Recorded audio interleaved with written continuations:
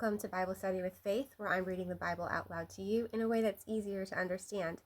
This is the book of Joshua, and we are on chapter 8.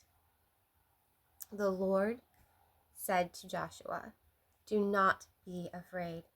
Do not be discouraged.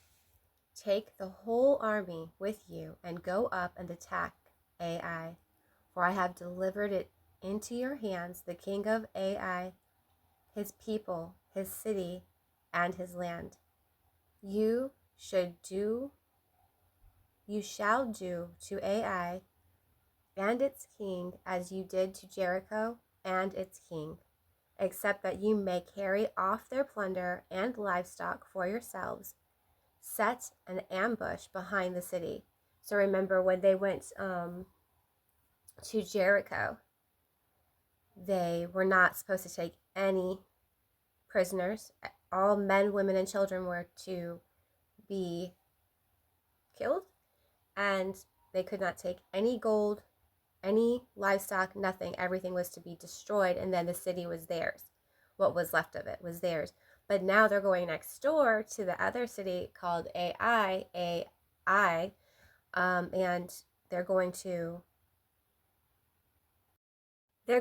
take whatever they want this time around. And they have God's express ambition. They have God's permission, and he also promises that they will defeat the entire kingdom as well as take down the king. So Joshua and the whole army moved out to attack Ai. He chose 30,000 of his best fighting men and sent them out at night with these orders. Listen carefully. You are to set an ambush behind the city. Don't go very far from it.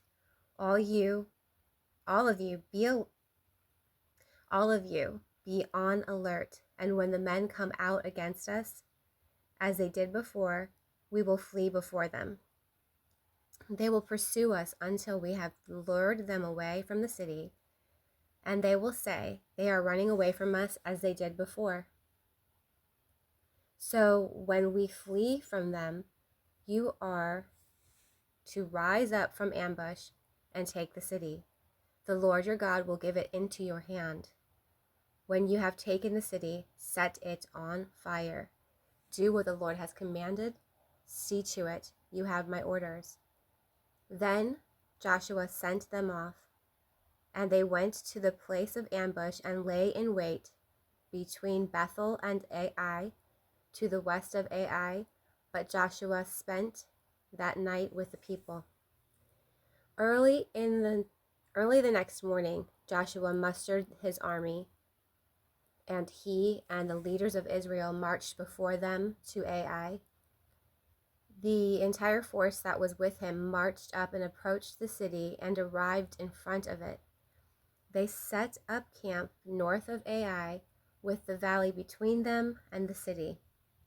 Joshua had taken about 5,000 men and set them in ambush between Bethel and Ai, to the west of the city.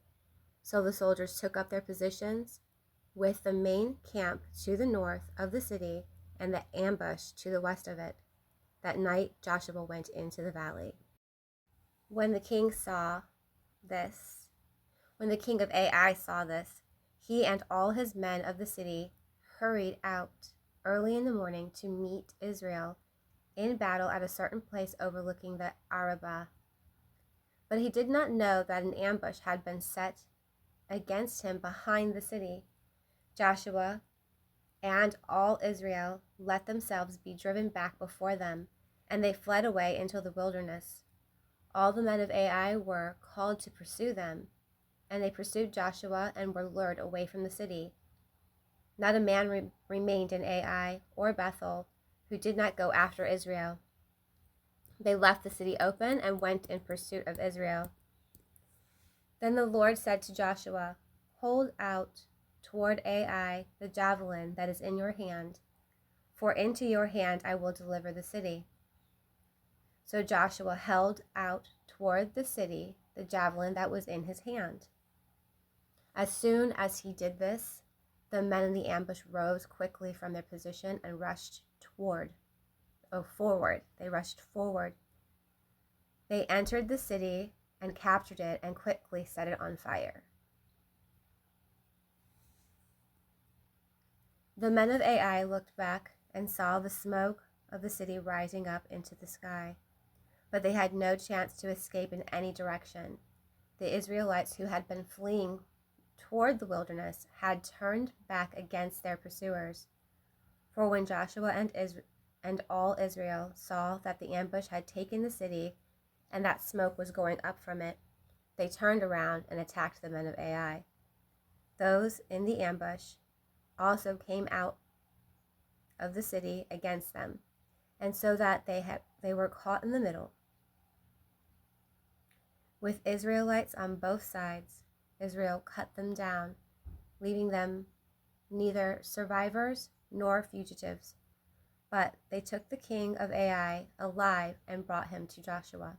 So we see again there, this is a war tactic set up by God himself, delivered to Joshua via word.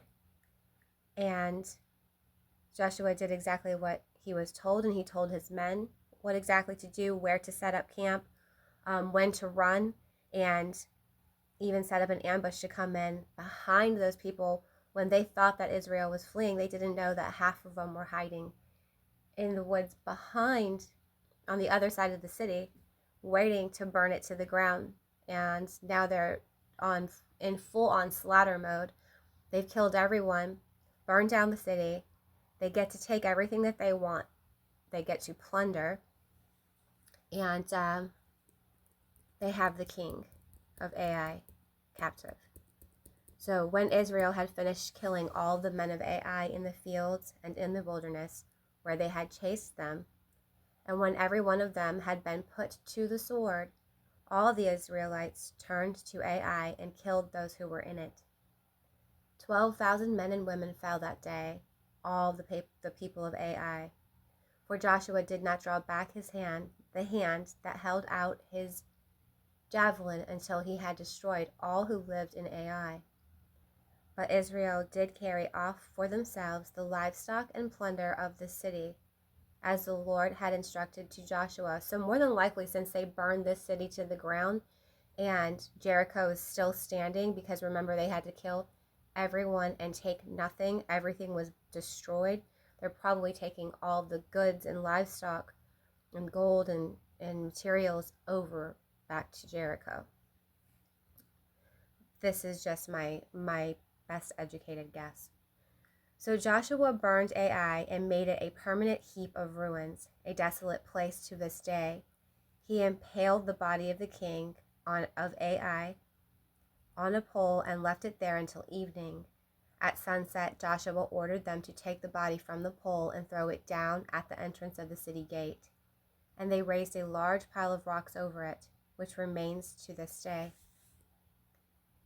Then Joshua built on Mount Ebal an altar to the Lord, the God of Israel, as Moses, the servant of the Lord, had commanded the Israelites. He built it according to what is written in the book of the law of Moses, an altar of uncut stones, on which no iron tool had been used. On it they offered the Lord burnt offerings and sacrificed fellowship offerings. There, in the presence of the Israelites, Joshua wrote on stone a copy of the laws of Moses. All the Israelites, with their elders, officials and judges, were standing on both sides of the ark of the covenant of the Lord, facing the Levitical priests who carried it. But the foreigners living among them and the native born were there. Half of the people stood in front of Mount Gerizim, and half of them in front of Mount Ebal. Wait a minute. The foreigners living among them and the native born were there. Okay.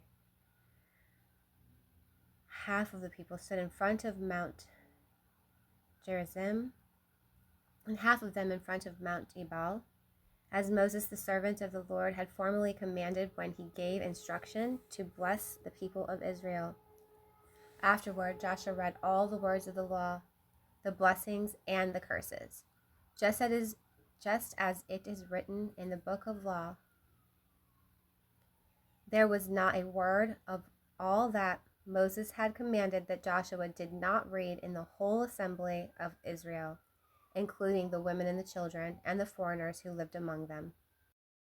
And that is the end of chapter 8. So we have more war tactics, actual warfare being carried out, a lot of people dying, and the survivors setting up camp in some new cities that have been conquered, basically delivered in their hands by God, by God's word. They've received their promised land at this point and are just continuing to conquer and take more and more land. But as you can see, the land that they're conquering is already inhabited. So they're not re-establishing. They're not establishing new land. They're actually going and taking land from people who have already established. These are lands that are owned by people who do not worship God. They worship false gods and are being destroyed because of it. So we can tell by these facts that there were numerous humans on earth already at this point. And we're only like 2 generations, actually 1 generation after Moses has passed away, because Joshua, and we know we're a little bit over 40 years after they came out of the wilderness and escaped the slavery of the Egyptians, that the population was high. It had built many cities, and that God is now taking them back for his own, which is something that he always does. God always comes back and takes what is his, and everything is his. And we need to remember that when we are going forward and conquering new lands within our lives, new areas, getting uncomfortable, doing what we call big things, that we need to put God first, because even if it's 2 generations later, God always comes back for what's his. And if you haven't created your kingdom, your city, your career, your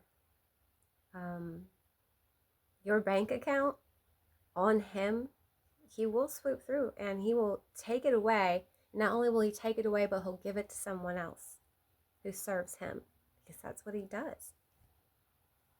I look forward to reading chapter 9 with you. If you would like to catch up, all you got to do is read chapters 1 through 8 in the book of Joshua, or you can find me at Jesus is a DJ, all one word, on my YouTube channel, or my TikTok channel, or on my Snapchat, and I'll do the reading for you.